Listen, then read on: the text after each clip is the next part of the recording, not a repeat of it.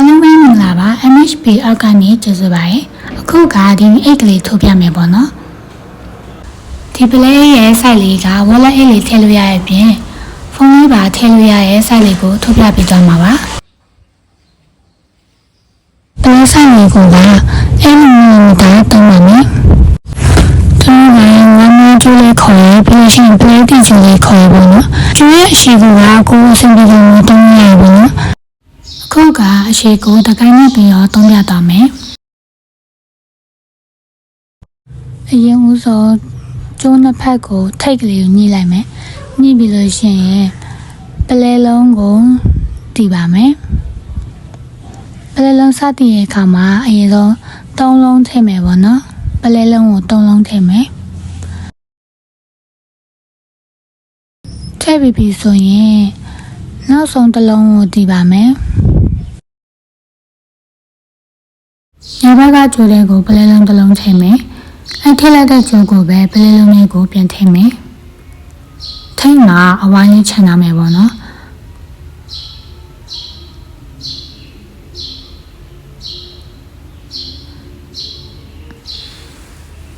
အဲ့ထိတ်မှာကျန်ထားတဲ့အဝိုင်းလေးထဲကိုဘယ်ဘက်ကကျိုးကိုထည့်ပြီးတော့တီးလိုက်မယ်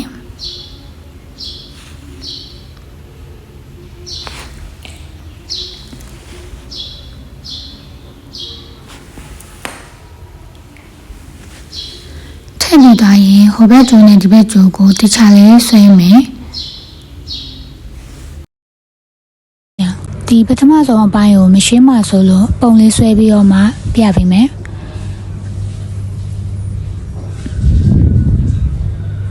ပထမဆုံးပလဲလုံး၃လုံးနဲ့ကို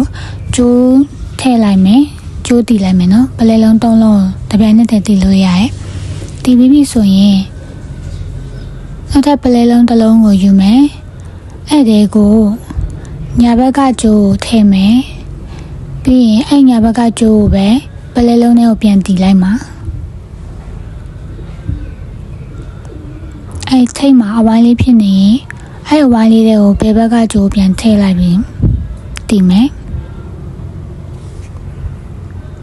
အဲ့အပြီးရင်တခြားလေးညာဘက်ကျိုးနဲ့ဘယ်ဘက်ကျိုးတခြားလေးဆွဲပြီးတော့ညှိလိုက်ရင်ခုနကပြရဲ့ပထမအဆင့်ကရပြီပေါ့နော်ပထမအဆင့်ပြီးလို့ရှိရင်ဘယ်ဘက်ကျိုးနဲ့ညာဘက်ကျိုးမှာပလဲတစ်လုံးစီတီးမယ်အရင်ဆုံးဘယ်ဘက်ကျိုးတွေကိုပလဲလုံးလေးထည့်လိုက်မယ်ပြီးရင်ညာဘက်ကျိုးမှာပလဲလုံးပြန်တီးမယ်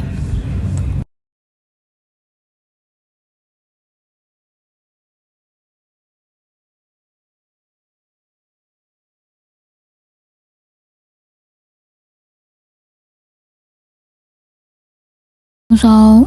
ညာဘက်ကကျိုးနဲ့မှတီးမယ်ပေါ့နော်ညာဘက်ကကျိုးကိုတီးမယ်တီးပြီးရင်အဲ့ညာဘက်ကကျိုးကိုပဲပလဲလုံးနဲ့ကိုပြန်ထည့်မယ်ထည့်ပြီးရနဲ့ထိတ်နာလေးမှာအဝိုင်းလေးခြံထားမယ်ခြံပြီးရင်အဲ့အဝိုင်းလေးတွေကိုဘယ်ဘက်ကကျိုးကိုထည့်ပြီးတော့တီးမယ်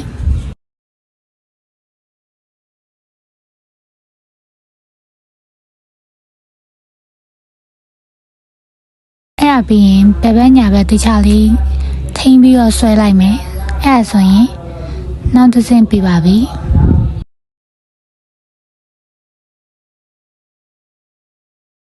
နောက်ထပ်အဆင့်တွေကိုလည်းခုနပြရတဲ့အတိုင်းပဲထိုးရမယ်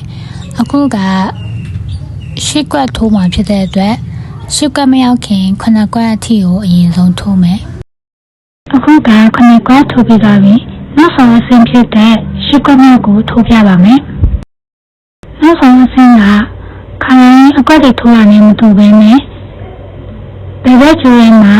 ပလဲလုံးနှလုံးထည့်ပါမယ်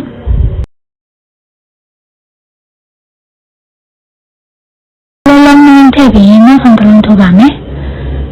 နောက်ဆုံးတစ်လုံးနဲ့ခုနကဘယ်ဘက်ကျိုးကိုပဲထည့်လိုက်မယ်ထည့်ပြီးလို့ရှိရင်အဲ့ဘယ်ဘက်ကျိုးကိုပဲ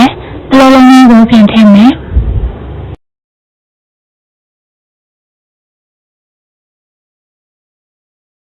ထည့်ပြန်နဲ့ထိတ်မှာအဝိုင်းလေးချန်လို့ရှိရင်ညာဘက်ကကျိုးကိုထည့်လိုက်မယ်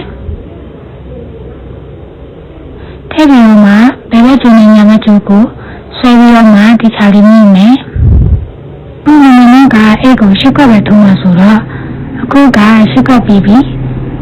ရှစ်ခွက်ပြီးရင်ဒုတိယဆင့်ကိုတက်မယ်ဒုတိယဆင့်ကိုတက်တဲ့အခါဒီခါလေးကြည့်မယ်နော်ဒီဘက်ကကျိုးထဲမှာပလဲလုံးနှလုံးထည့်မယ်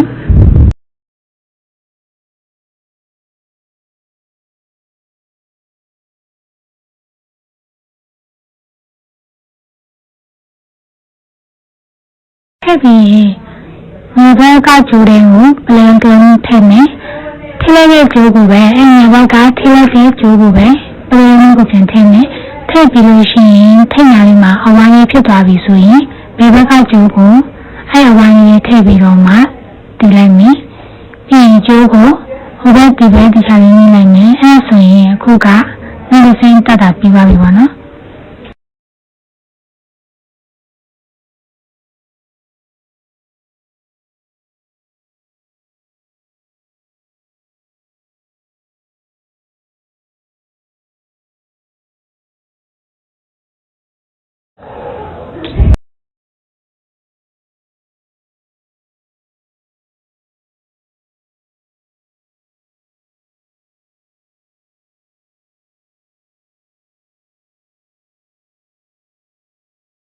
ပြီးရင်ဒီဘက်ကကျိုးတွေကိုပလဲလုံးတစ်လုံးယူပြီးတော့မှတီးလိုက်မယ်အခုလိုလေးဖြစ်သွားပြီဆိုရင်ဒီဘက်ကကျိုးတွေကိုပလဲလုံးတစ်လုံးယူပြီးတော့တီးလိုက်မယ်ပြီးရင်အဲ့ဒီဘက်ကကျိုးကိုပဲခုနကတီးခဲ့တဲ့ပလဲလုံးအပေါက်ထဲကိုပြန်ထည့်မယ်ခါရမ်းလို့ပဲနော်အဲ့ဆိုရင်ထိတ်ကအဝိုင်းကြီးဖြစ်သွားပြီဆိုရင်ဒီဘက်ကကျိုးကိုအဝိုင်းကြီးထည့်ပြီးတော့တီးလိုက်မယ်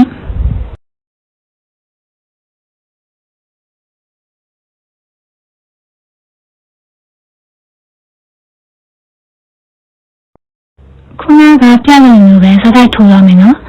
နောက်ဆုံးအကောင်ရင်းခင်ခုနကကောင်ရင်းထီကဒီပုံစံတိုင်းနဲ့ထိုးသွားမယ်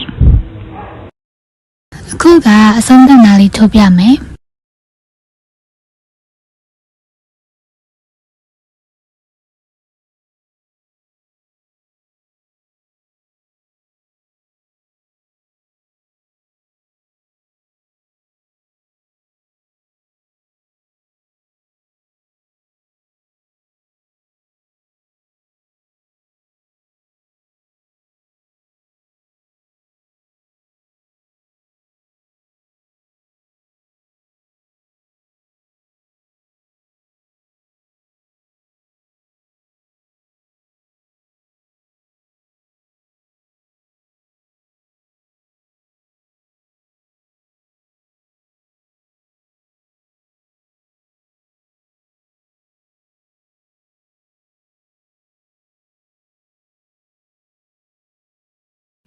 အဆုံးသတ်နေရာလေးကရှေ့မှာထိုးပြခဲ့တဲ့လိုမျိုးပဲထိုးသွားမယ်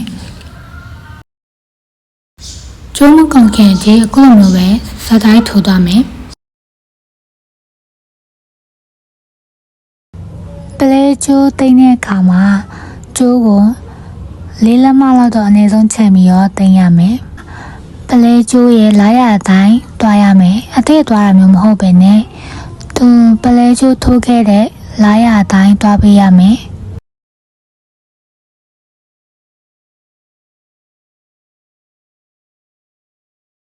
ကျိုးကုံသွားရဲ့ဒီခုမင်းထိုးပြတယ်လို့မျိုးပဲ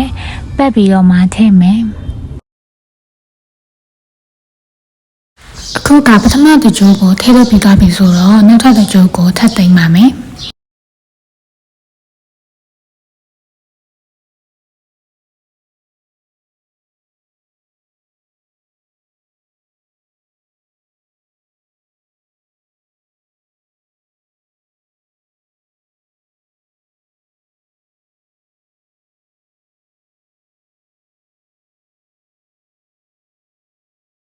ကျိုးသိမ်းပြီးသွားရင်ကျိုးအသစ်ပြန်ဆက်မယ်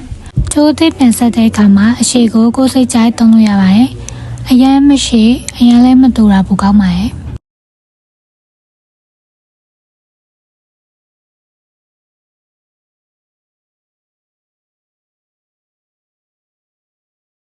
ညာဘက်ခြမ်းကကျိုးရဲ့ကိုပလဲလုံးနှလုံးတီးလိုက်မယ်နောက်ထပ်ပလဲတစ်လုံးကိုလည်းညာဘက်ကကျိုးရဲကိုထည့်လိုက်မယ်။အဲဒီညာဘက်ကကျိုးကိုပဲပလဲလုံးလေးရဲကိုပြန်ထည့်မယ်။ထိတ်မှာ အဝိုင်းလေးခြံထားမယ်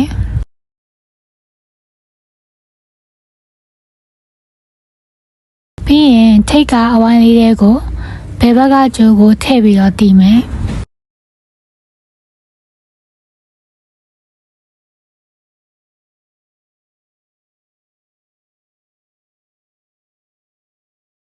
အခုထုတ်ပြလာတဲ့နည်းအတိုင်းပဲကိုလိုချင်တဲ့ရှေ့ထိရအောင်လို့စတိုက်ထုတ်ပါမယ်အခုကမမေကဖုန်းထည့်လို့ရတဲ့ site လေးထိုးထားတာဖြစ်ပါတယ်တစ်ဖက်ကို12ခွက်ရှိပါမယ်ဘေးမှာကျတော့အလိုင်း2လိုင်းချန်ပါမယ်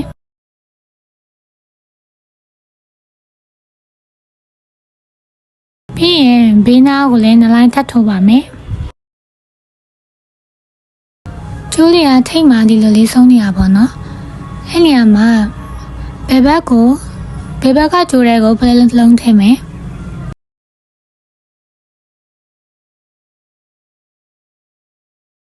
နောက်ထပ်ညဘက်ကကြိုးတဲ့ကိုလည်းဖလဲလုံးထပ်ထည့်မယ်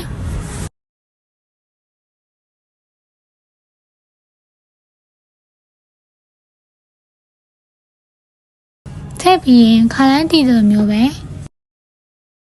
ပလဲလုံးတစ်လုံးထဲကိုထည့်ပြီးတော့ပြန်ထည့်မယ်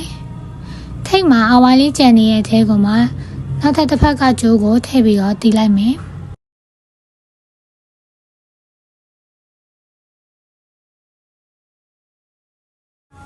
နောက်ထပ်ပလဲလုံးလေးကိုညာဘက်မှာတစ်လုံးဘယ်ဘက်မှာတစ်လုံးထည့်မယ်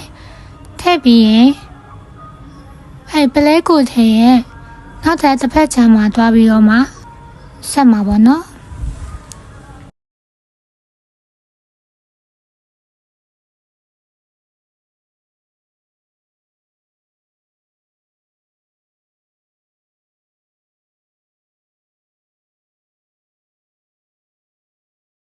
ထိတ်မှာအဝိုင်းလေးခြံထားပြီးတော့နောက်ထပ်တစ်ဖက်ကကြိုးကိုထည့်ပြီးတော့မှတီးလိုက်မယ်အဲ့ဒါဆိုရင်ပလဲအိတ်ရဲ့ဟိုဘက်ဒီဘက်ထိတ်လေးကကတ်သွားပြီ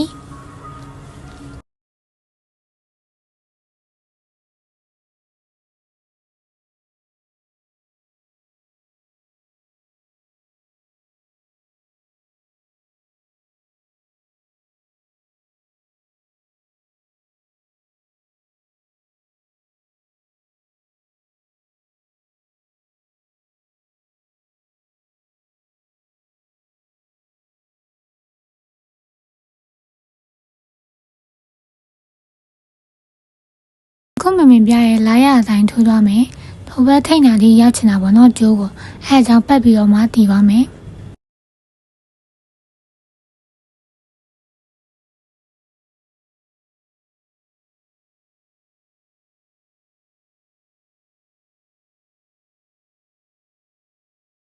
ဘယ်ဘက်ကကျိုးရဲကိုပလဲလုံးတစ်လုံးတီးလိုက်မယ်။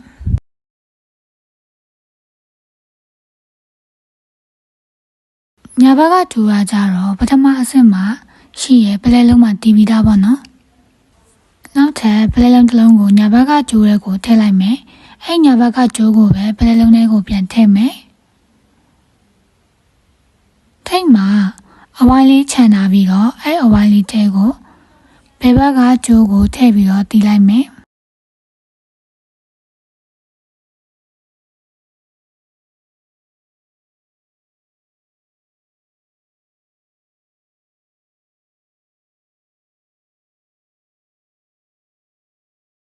အဲ့ဒါပြီးရင်ညာဘက်မှာရှိတဲ့ကျိုးကိုပထမအဆင့်ကပလဲလုံးလေးတဲ့ကိုထည့်ပြီးတော့တီးလိုက်မယ်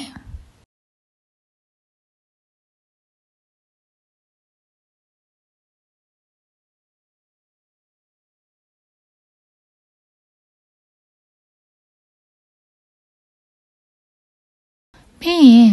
ဘေးဘက်ခြမ်းမှာရှိတဲ့ပလဲလုံးလေးကိုပြန်ထည့်ပြီးတီးလိုက်မယ်နောက်ဆုံးမှာပလဲလုံးတစ်လုံးယူပြီးတော့မှညာဘက်ကကျိုးတဲ့ကိုထည့်လိုက်မယ်ပြီးရင်ညာဘက်ကကျိုးကိုပဲပလဲလုံးလေးကိုပြန်ထည့်မယ်ထိတ်မှာအဝိုင်းလေးချင်မယ်နော်အဝိုင်းလေးတဲ့ကိုဘယ်ဘက်ကကျိုးကိုထည့်ပြီးတော့တီးလိုက်မယ်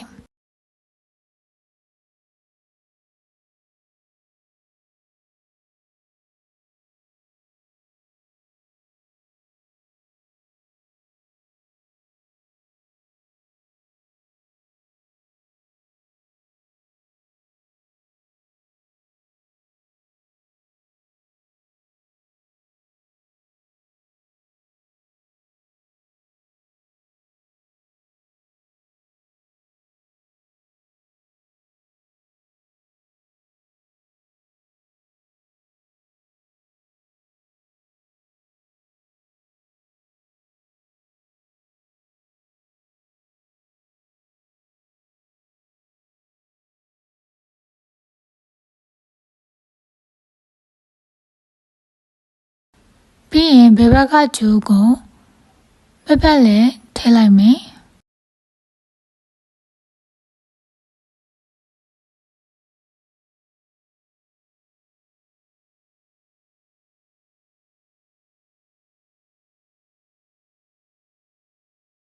အခုကဒီလိုအနေထားလေးရပြီးအမှမှာပလဲလုံးတစ်လုံးကိုယူပြီးတော့မှဘယ်ဘက်ကကျိုးတဲ့ကိုထည့်လိုက်မယ်ပြီးရင်ဘယ်ဘက်ကကျိုးကိုပဲပလဲလုံးနဲ့ကိုပြန်ထည့်မယ်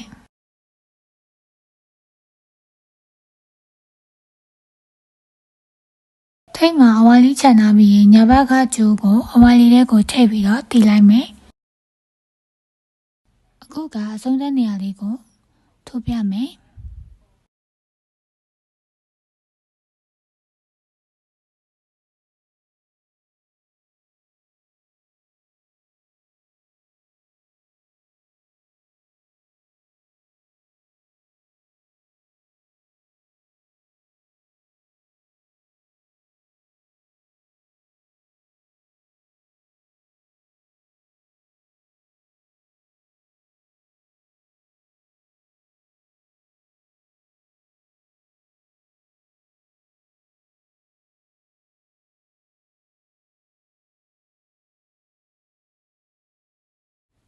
အခုကအဆုံးသတ်နေရာလေးပြီး